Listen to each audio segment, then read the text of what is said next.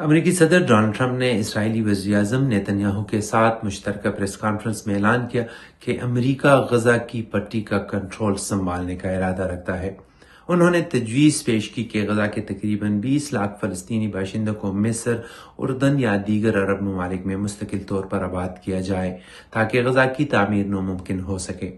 صدر ٹرمپ کا کہنا تھا کہ فلسطین کی موجودہ قیادت کے تحت غزہ کی تعمیر نو اور انتظام ممکن نہیں، اس لیے امریکہ اس علاقے کا نظم و نسق اپنے کنٹرول میں لے کر اس کو ترقی دے کر وہاں ملازمتیں اور رہائش کے موقع پیدا کرے گا۔ اسرائیلی وزیر اعظم نیتن یاہو نے صدر ٹرمپ کی اس تجویز کی حمایت کرتے ہوئے اسے تاریخ بدلنے والا قدم قرار دیا۔ ان کا کہنا تھا کہ یہ منصوبہ خطے میں استحکام اور امن کا باعث بن سکتا ہے۔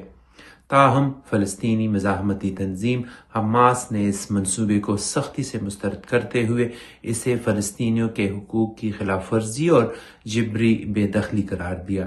ان کا کہنا ہے کہ فلسطین ایسی کسی پیشکش یا حل کو قبول نہیں کریں گے۔ مصر اور اردن نے بھی اس تجویز پر ناپسندیدگی کا اظہار کیا۔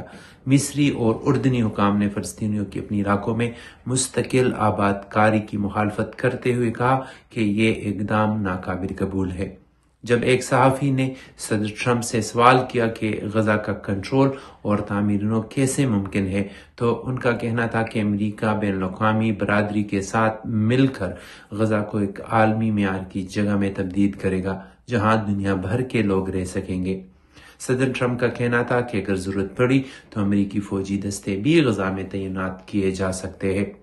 صدر ٹرمپ کی اس تجویز کو عالمی سطح پر تنقید کا سامنا ہے اور اسے فلسطینیوں کے حقوق کی خلاف ورزی اور خطے میں مزید کشیدگی کا باعث قرار دیا جا رہا ہے۔